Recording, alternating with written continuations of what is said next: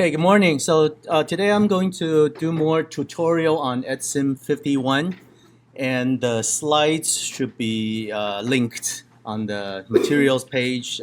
Should show up anytime, any second now.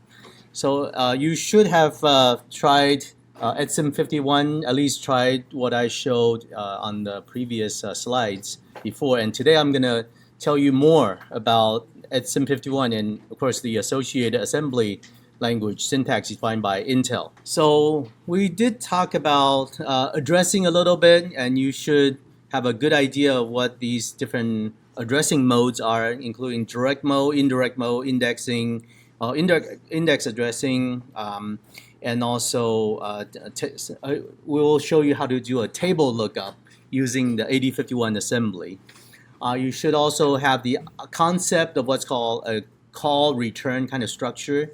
And so assembly language does support subroutine calls, not necessarily function calls, but subroutine calls.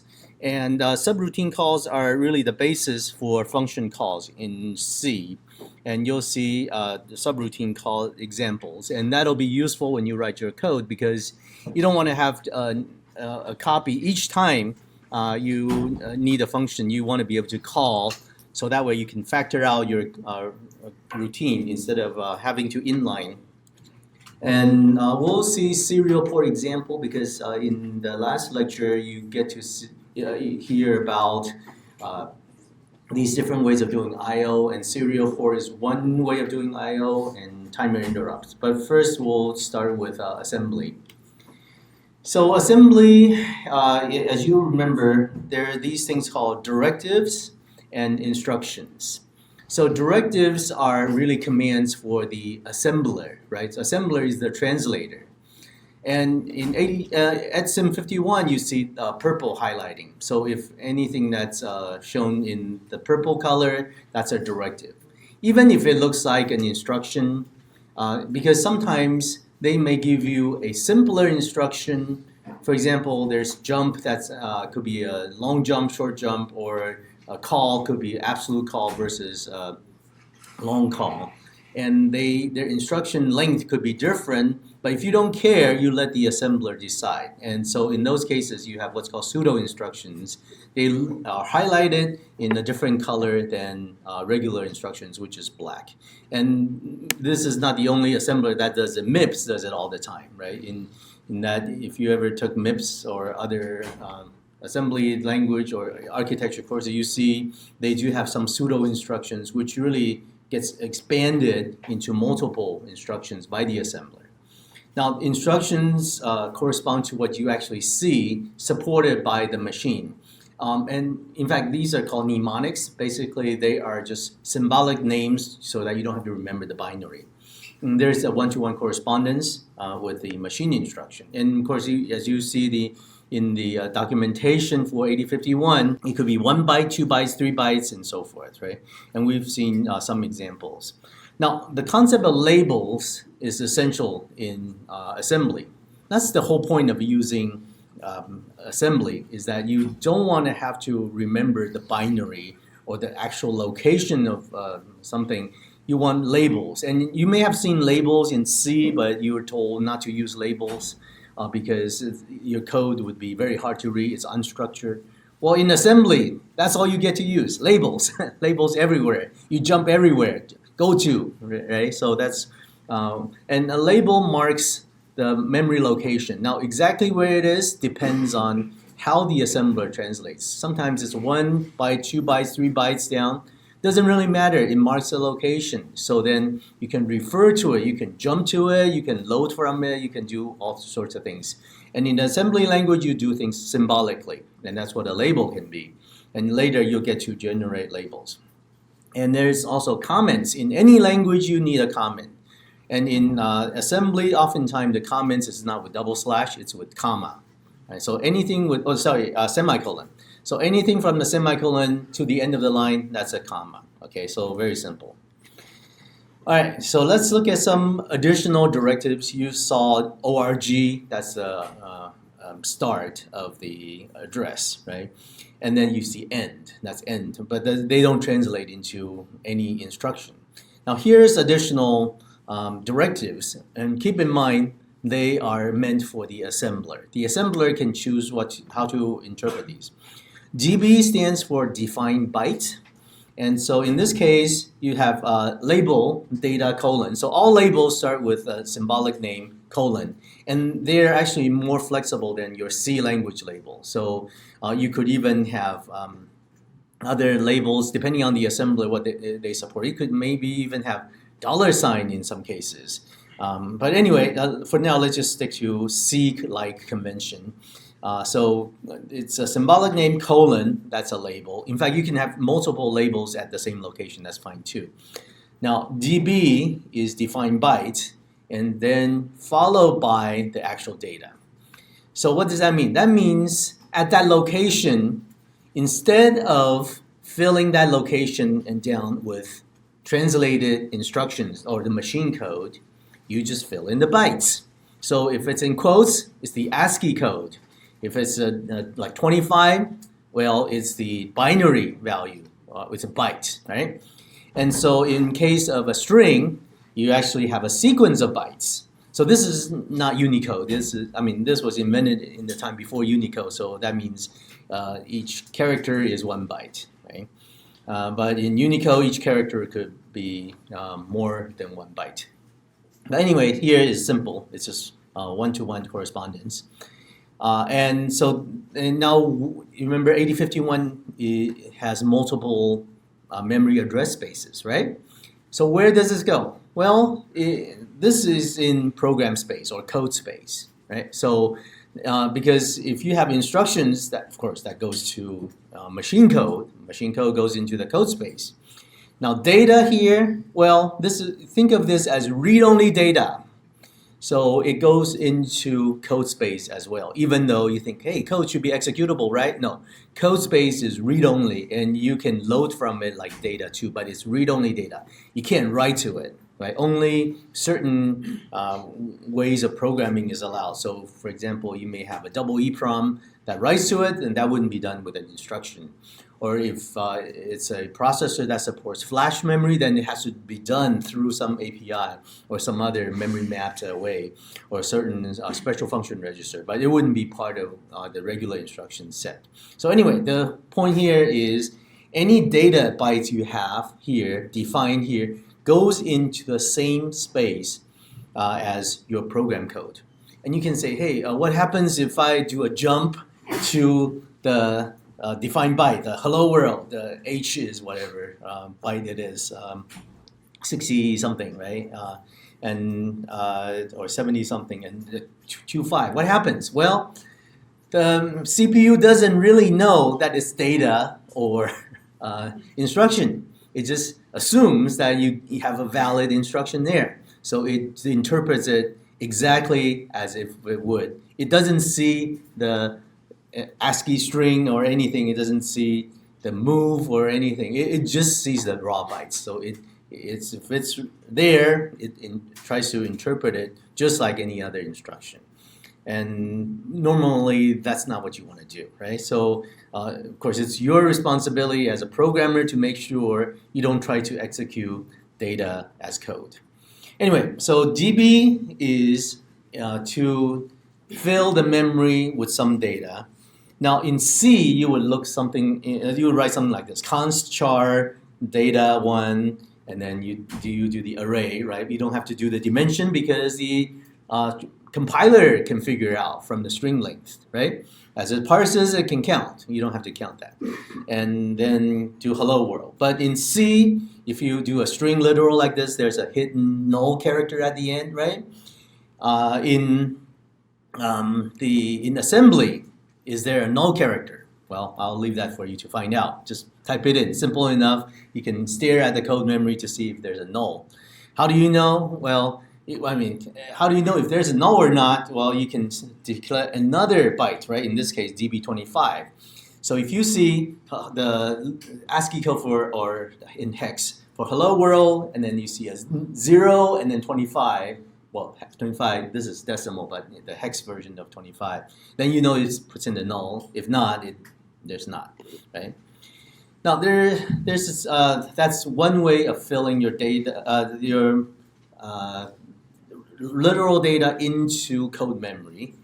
Another is related is the EQU directive. So you can do, say, count EQU 25. What does that mean? Think of it as the macro.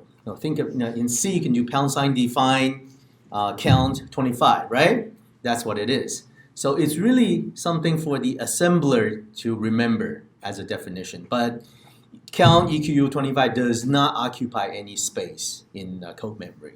Okay, it's just a notation that is for the convenience of the programmer. So the programmer can say move R3 $count instead of $25. And obviously you should know why you want to do this. Same reason you would do a macro is if you want to change count, you just change it in one place. Right? Change its definition, and everywhere else it gets changed.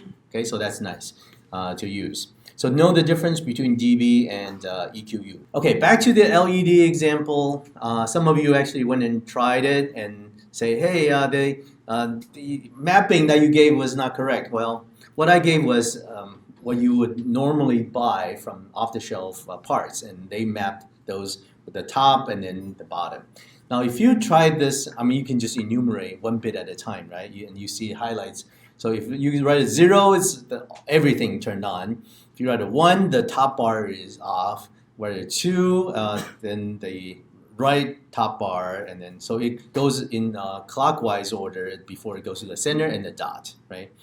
So then that is what it takes to figure out how to draw your 0, 1, 2, 3, 4, 5, 6, 7, 8, 9, right? So because you just figure out your patterns. Any bit you want to turn on, you just leave it at 0. And you want to turn off, leave it at 1. And then you just AND and OR these bits together. That's how you can construct it. Okay, so you should be very comfortable working with hex.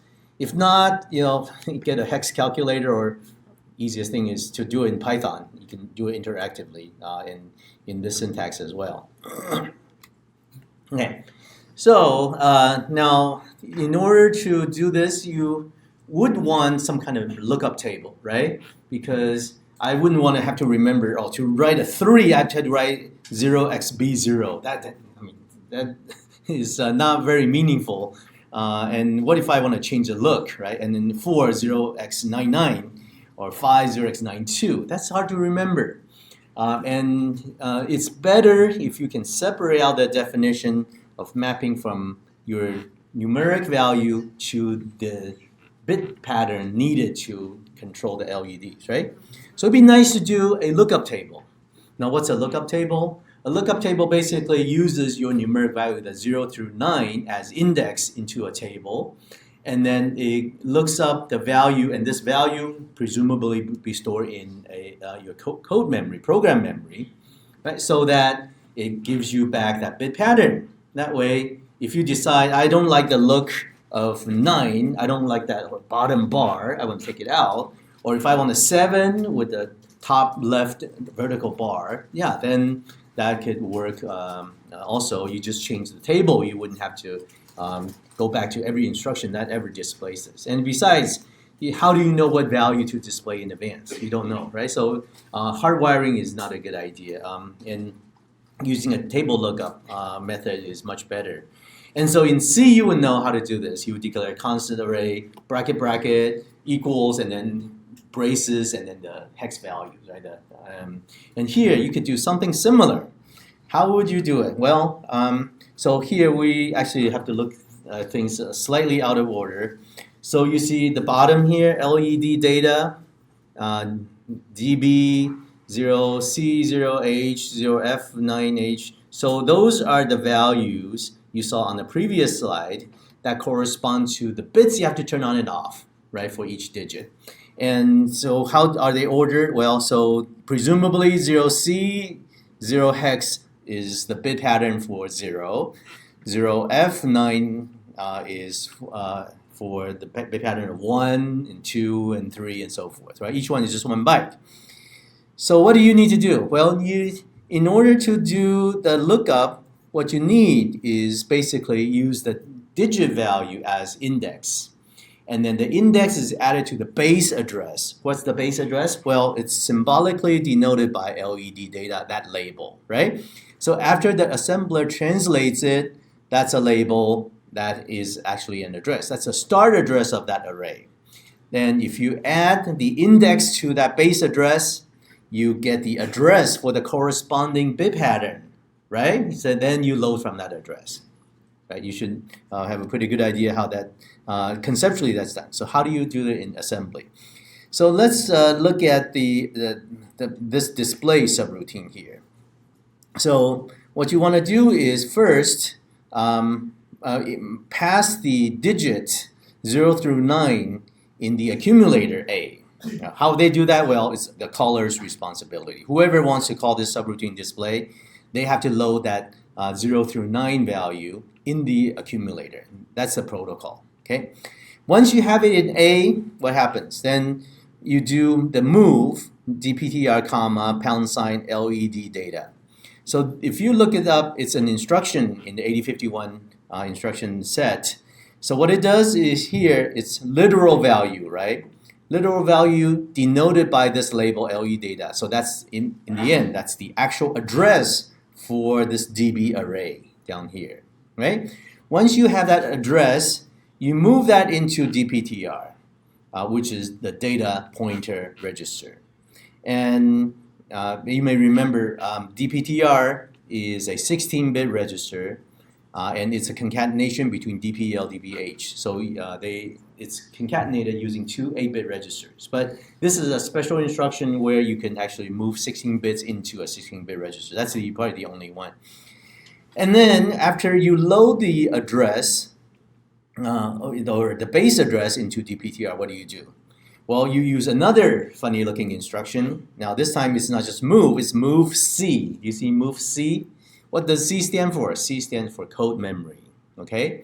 So take what address? Well, it's at A plus DPTR. Now that's a hardwire syntax, okay? So A plus DPTR are just really hard-coded into the move C A comma A plus DPTR. So what does that do? That is effectively what you see here in C. You understand that C language statement?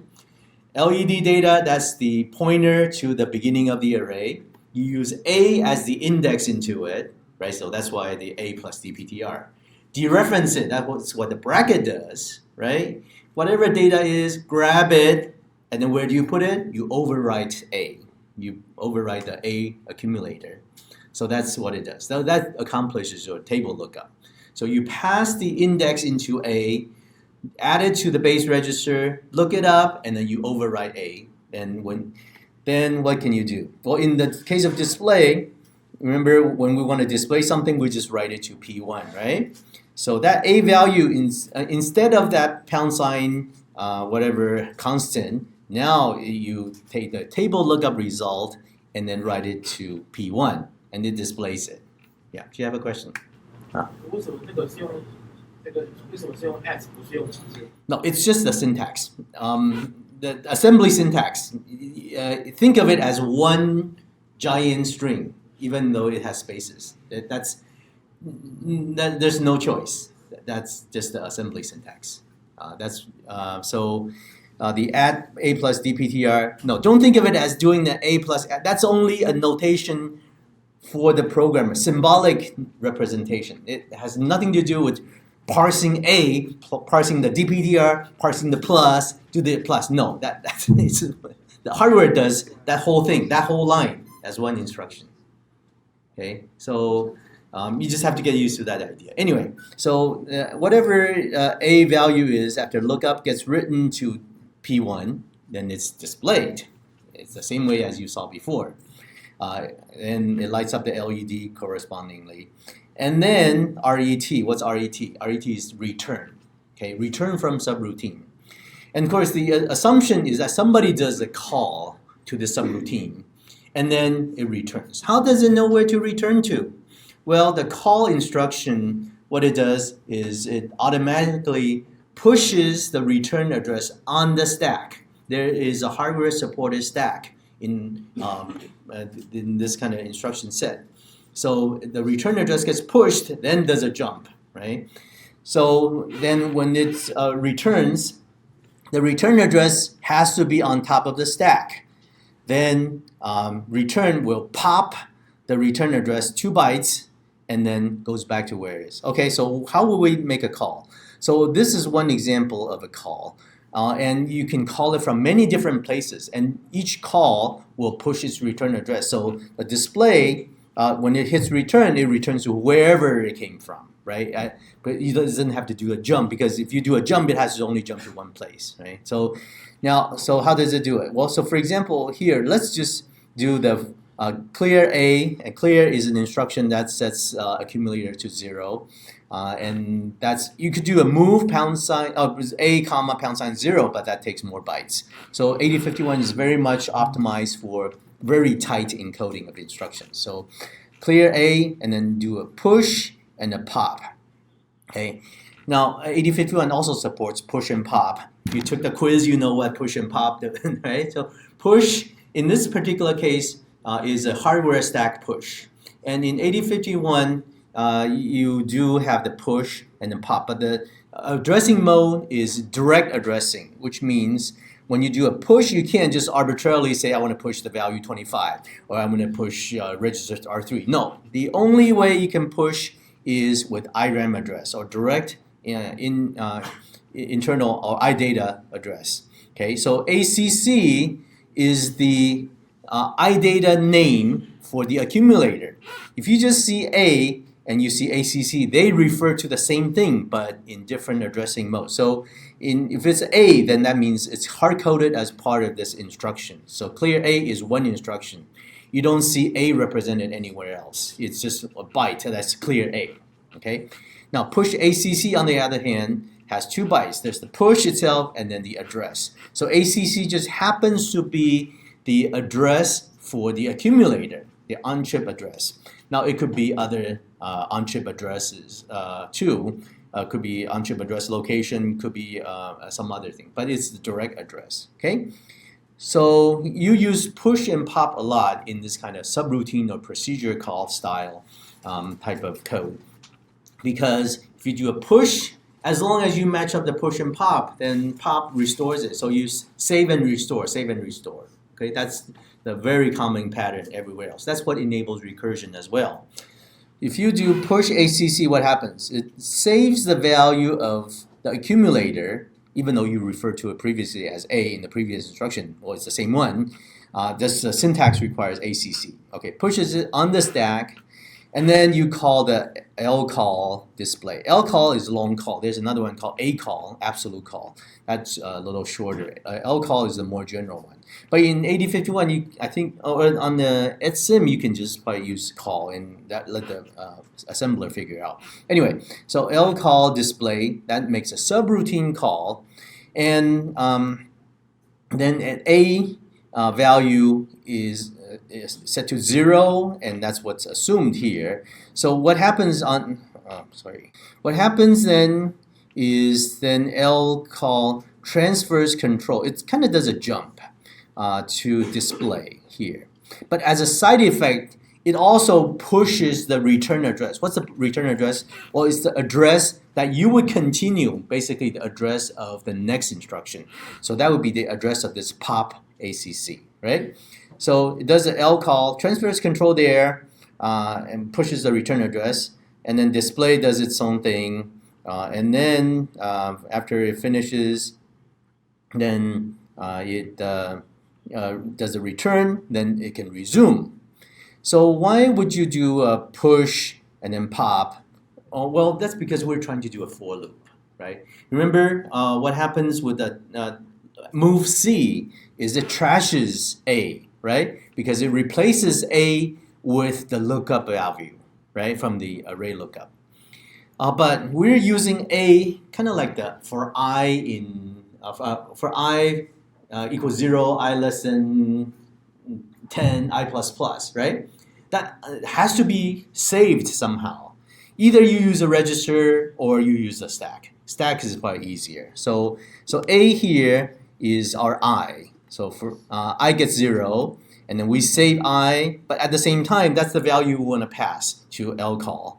And then after it does it, replaces it, writes it to port, comes back, but A is trashed. That's okay. We restore it simply with a pop. So because we no longer need that lookup value anymore, right? So the I was 0. We push on the stack, call it, I got trashed. That's okay. We pop it back into the accumulator, and then that restores it. So back to 0, and we can do inc. Inc means plus plus, right? In C. So A++. So inc in C would say A++, but in C you can't refer to A. Anyway, so that's your for loop, the plus plus. Then you can do a jump to top. Okay, here I'm doing a little trick, because if you look up instruction, there's not a JMP instruction, but this assembler allows it. In fact, if you type it, it probably highlights it in purple. Right, that's an example of a pseudo instruction, because there's different versions of jump, long jump, short jump, just depending on the distance. So you can save 1 byte that way. But if you just use jump, the assembler can allow it figures out, oh, do you need a long jump or a short one? Then it figures out the best one for you. Okay. So anyway, so jump to the top, then it repeats this. All right, and so it just keeps repeating in this loop. So now you understand a slightly larger assembly program, and can you understand what it does, right? So quick recap, it defines the data for the display, defines a subroutine to look up the value to display, write it to the port, and then the main loop or the top loop does a for loop, and then keep just repeating. Okay, yeah, you had a question. The what? Right, so that's for you to find out. And if it goes beyond, yeah, that's a good observation. There's not a test for A less than 10, right? Then so yes, and then after 10, you would probably imagine, then it starts fetching garbage, right? Well, in this case, it's going to be all 0. So after that, you would expect it to be the 8, right? Everything on. And then it keeps running. Eventually, it starts loading. The memory will wrap around. It starts fetching the instruction like bits. So you see some garbage, funny LED patterns because it fetches that as data, and then eventually it comes back to the 0, 1, 2, 3, 4, 5, 6, 7, 8, 9, and then all 8s for a long time until it wraps around. It starts fetching that as data again. So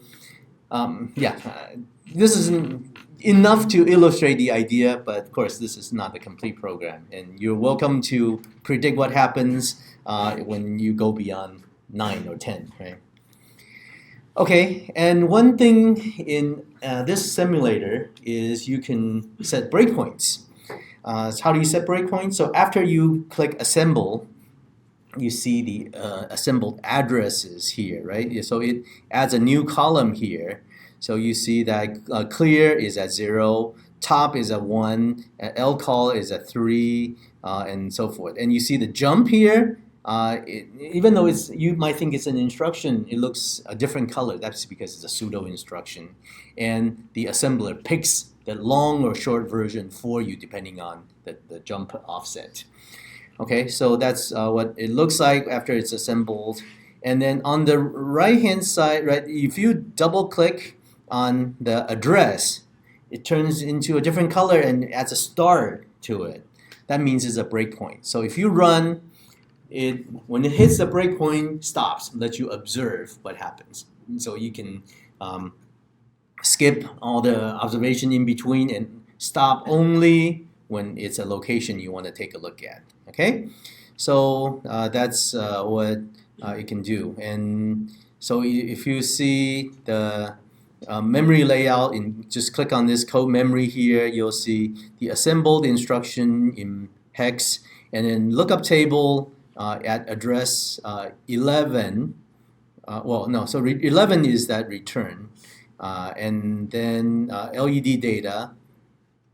So you see define byte C0 F9 hex. So you see, in fact, it's the same byte C0 F9x A4. So the lookup table is part of this code memory, right? And if you ever jump to it, well, you can't really tell what's going to happen. You have to kind of disassemble the code yourself to figure out what instruction it actually is. But anyway, so that's really the programmer's responsibility, right? So you should try this out and make changes to it. Okay. So now I want to go into serial port a little bit because that is one form of I/O. I think that's good for illustrating polling and interrupts. So serial port has another name. In this case, Universal Asynchronous Receiver Transmitter, or UART. And it is this traditional serial port, even though it's realized in many different ways. Serial in the sense that data is sent one bit at a time. And why is it called asynchronous? Well, the word synchronous, asynchronous is very confusing. It means something totally different in hardware and software, in fact, almost opposite. So asynchronous here really refers to a hardware concept of no clock. But they are synchronous in that both sides have to agree on their clock. So at a certain rate, or something called baud rate. Baud rate is another word for symbol rate. So if you're 4800 baud or 4800 symbols per second on one side, the other side has to also be configured for 4800 at the same rate, or else they're going to see garbage.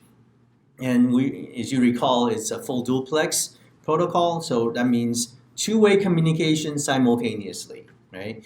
So RX for receive, TX for transmit, or sometimes RXD for receive data, TXD for transmit data.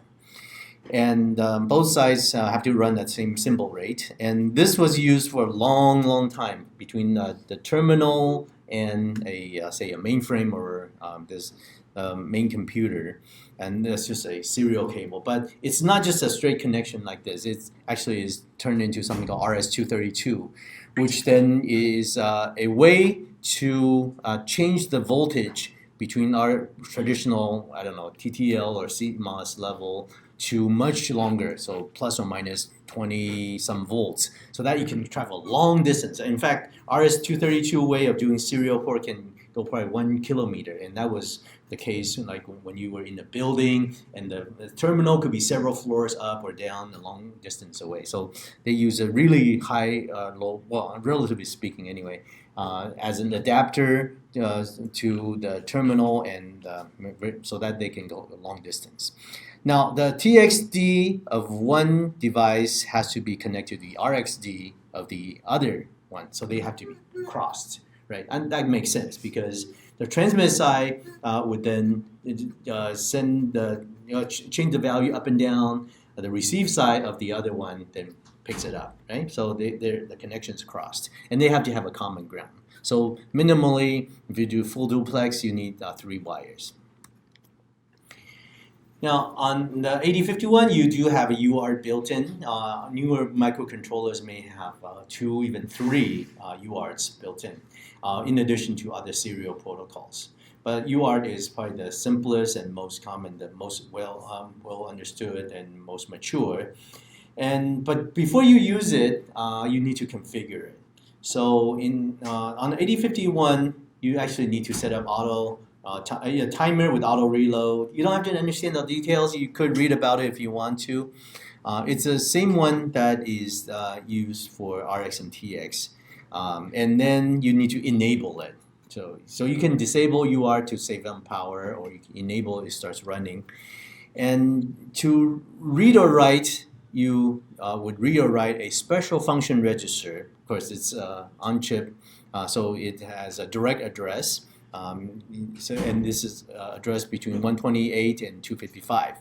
And it's named SBUF for serial buffer. So assemblers for 8051 should understand SBUF. Now, if you do it in C language, you have to do a macro and map it to that address, but I can provide that. Now, there's also associated registers, and then you pick out the bits from there. One called RI and one called TI.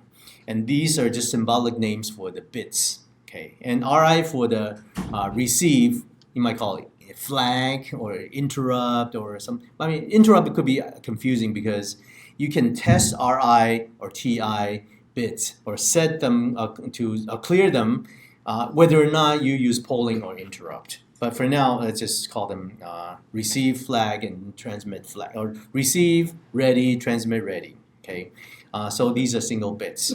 Now, before you access SBUF, you should check. Now, is RI ready? If it's a 1, that means there is a valid bit for you to read from. If TI is 1, then that means it's ready for you to transmit. Why? Because it takes time to receive or transmit, or somebody might not have hit their key, so you have nothing in there. It's invalid, so whatever you read out is meaningless. Or transmit means you could be sending something, and in fact, it's taking its time. It's still shifting out the last byte. If it's not ready, you shouldn't try to override it. Otherwise, bad things can happen, right? So I/O tends to be much slower. So check your RI or TI bits before you access SBUF. To receive, you read from it. To transmit, you write to it. It's the same name, but physically there are two separate registers. But you have only one way to refer to these. And you do the same whether or not you do polling or interrupt driven. Just that polling just keeps testing RI or TI until it becomes true, then you read or write SBUF. Interrupt, you don't have to do this. You just configure, enable the interrupt, and then when the byte or the ready becomes, well, ready, 1, true, then jumps to the interrupt service routine. So let's just look at some setting up. So to receive, you just move SBUF comma data. And then data, of course, can be £, some immediate value, some register, accumulator, whichever. To receive, you move from SBUF into your destination. Again, could be one of those addressing modes supported by move. Now, the tricky part is the baud rate, and yeah, it is somewhat complicated, but I don't expect you to have to understand it. Just copy and paste this code, and it works. It sets it up for 4800 baud.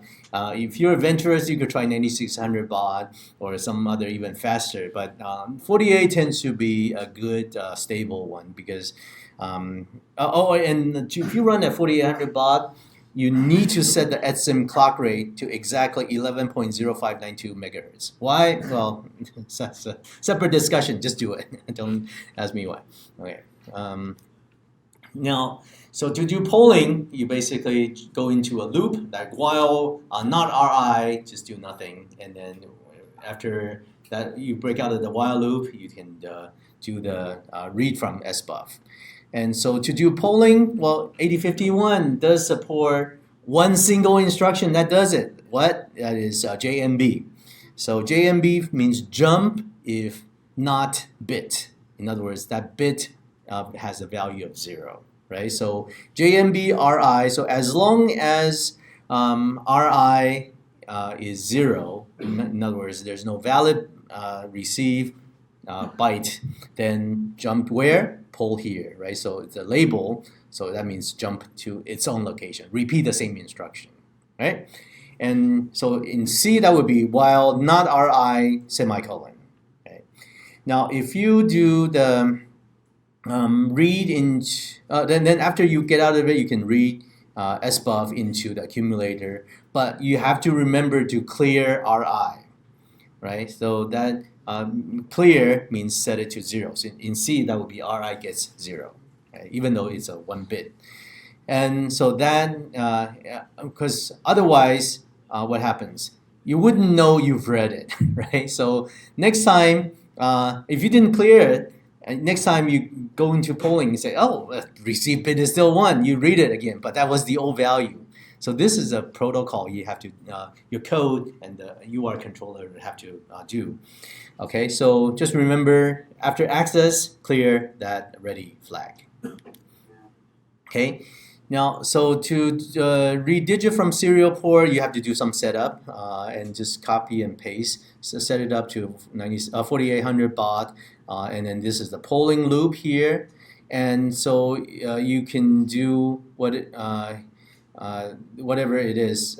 So in the serial port, you would type from a keyboard. So if you type in a 0, Is that a 0? No, it's the ASCII code for the character 0, right?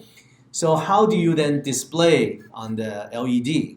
Well, you translate the ASCII to the numeric 0. What do? Well, you figure out the ASCII code for the character 0, which is 48, right? So all you have to do is subtract 48 from the byte value that they type in, right? So whatever they type in, if, assuming it's 0s, 1, 2, 3, 4, 5, 6, 7, 8, 9, you subtract 48. So, or you can do add of negative 48, right? And then before calling the display subroutine.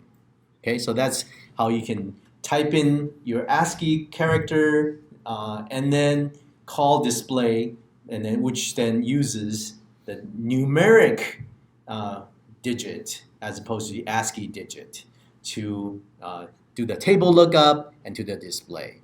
All right, so you can see how this works. So if you type something, displays, type another one, displays. Okay? And you can type ahead, but then it will need to take time and do that. And the rest of the code is the same.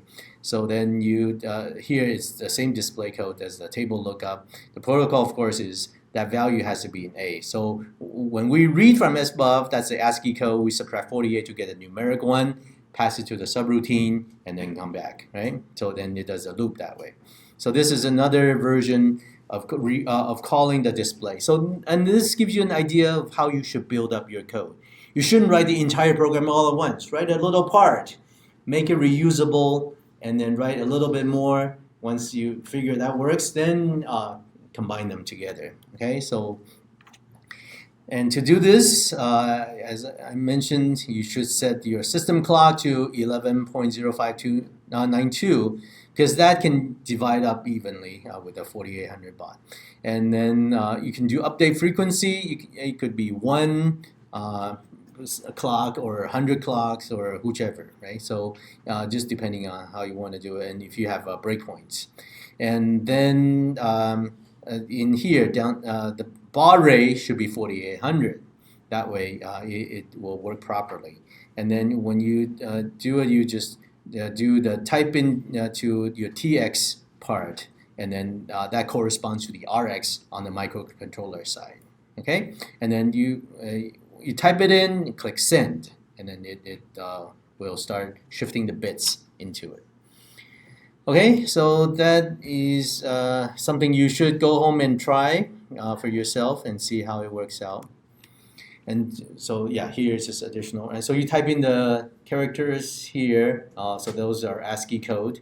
I mean, what I mean is you type 0123, but that 0123 actually is a character, right? So what the UART sees is the ASCII code for the character you type in. So 0 would be 48, 1 would be 49, and so forth, right? So, but you don't type 48, 49. You just type the key, right? And then as it reads, it consumes it. So if it read the 0 character, then it removes it from the display, so you know what's going on. So that's kind of nice. And so like here, it displays a 0, and then 0 got removed from your input stream. So I think that's a nice thing. And you could set a breakpoint at the return address, the return instruction, and that way it is a nice place for you to see that it actually takes effect. Okay. Otherwise, if you do, update not frequently enough, then it may have changed the LED several times, and you don't get to see that. Okay, of course, obvious advantage, a disadvantage with polling is doing nothing, wasting cycles, right?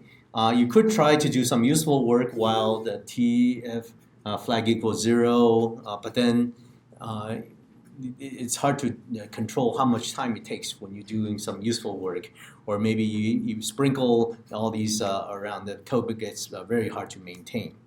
And so the predictability is kind of important. So the solution is to use interrupts instead of polling and let the hardware do the while loop, and that way your software can do whatever is useful and then interrupts it, okay? So the difference here is for polling, yes, you do set up and do the while loop, and then clear the flag upon completion. You should always do the polling version first, because a lot of it can be reused in the interrupt version. Your setup can be done the same way.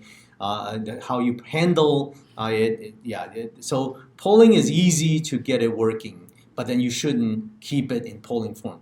Translate, rewrite it in the interrupt form. And so the setup code should be mostly the same, except you do have to do one additional thing to enable the interrupt.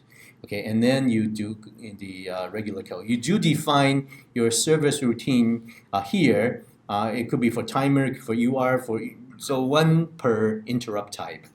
And then first thing it has to do is to clear the flag, and then do the useful thing. Okay, just for terminology, in case you didn't catch this, interrupt vector is actually the address of an interrupt service routine. Interrupt vector table is that data structure, at least conceptually data structure, containing interrupt vector, okay, or vectors. So think of it as a table or array or something. But in 8051, it works slightly differently. Interrupt service routine, as you know, that's a subroutine for handling interrupt. It's called by the hardware upon an interrupt when enabled. Okay, so the steps in handling interrupt, the processor has to finish executing its regular instruction, or in case of pipeline finishes, flushes the pipeline. So it's always between instruction boundaries. Does the push of the next address, kind of like what a subroutine call would do. The return address gets pushed, and other interrupt status gets saved, but in the internal register. Now the processor then jumps to the corresponding interrupt vector, right? And based on the indexing into that table, and it runs until return from interrupt. So you remember return was return from a subroutine. If you return from interrupt, you can't use RET. You have to use RETI. The I stands for interrupt. Return from interrupt. Why? Because there was some additional state saved by the processor in addition to the return address. So that's the difference. And if you just do a regular return, that's just a subroutine return. It still remains in interrupt status. In an interrupt, you can call additional subroutine, return from them. That's okay. But what ends in interrupt handling is really the RETI instruction. So RETI does the state restore and then does the control transfer back to the interrupted instruction. Okay, and now interrupts are categorized into several types on 8051. There's a special one called a reset interrupt. Now, what it does is jumps to 0. That's what happens on power up. When you just power it on, you don't have to press anything. That power on event is an interrupt. That's why it starts from 0. Okay? So think of it as a funny kind of interrupt. It's not interrupt anything. It's powering up. Well, but uses that mechanism. So it jumps there, but it's kind of special. And there's no RETI on power up. Okay, and there is timer 0, timer 1, and the interrupt vectors for those are B and 1B. And there's int 0, int 1. These are pins that you can wire up. And then, so these will be address 3 and 13 hex. Now there's a serial port interrupt. Now it's the same routine for both RX and TX. So you don't really know in advance whether it's an RX or it's a TX that triggers it. They share the same subroutine at address 23 hex. Okay, and so then inside this service routine, you have to then check, hey, is it RI, is it TI, or is it both, right? Okay, so interrupt vector table looks kind of like this. This is just a subset of it, but there's another one, and you should check the data sheet as well for auto clear. So in certain cases, the interrupt flag is cleared automatically. For several reasons, because if it's a pin, then the pin value determines whether or not there's an interrupt. But if it's serial port, you do have to manually clear that flag. Anyway, what normally happens in most programs is you don't just start writing from it. If you want to use interrupt, you shouldn't cover over, because as you saw in our initial code, we just start generating code from 0 down, right? And that means it's actually writing over some of the interrupt vector table location, which then means you can't use the interrupt in that case. So what you need to do if you want to use interrupt is from reset location 0, you should do a jump to a main, and the main is somewhere else, okay? And after all the space for the interrupt vector, and then you set for each location you need to then put in whether a jump or the handling. If it fits in 8 bytes, then yes, you can just do the interrupt handling in that 8 byte space. If not, then you most often time you jump out of it, and that's what we would do most of the time. Okay, so quick review: serial port SBUF. You write to SBUF to transmit, read from SBUF to read, and the flag names are TI and RI. 1 when it's ready, 0 when it's not, and after access you should clear it to be 0. Okay, and same vector for receive and transmit. User is responsible for clearing the flag.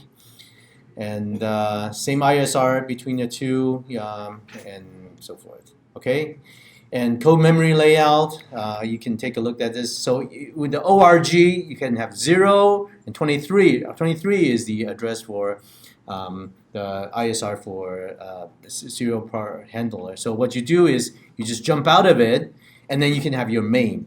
And then from 0, that reset interrupt, you do a jump to main. That way, it clears or it doesn't trash or doesn't cover the interrupt vector table with your code. This way, it's much cleaner, right? So that way, you lay out your code, and then you can have your main, you can have your interrupt service routine. It'll work properly. So that's one thing you do have to do. Be sensitive to the code layout in the initial part of the memory, so the interrupt service routine can be defined properly. Right? Okay, so you can take a look at the rest of the code and try things out for yourself. I think with this much knowledge, you should be able to start playing with more stuff with EdSim 51. And I'll try to finish up the rest next week.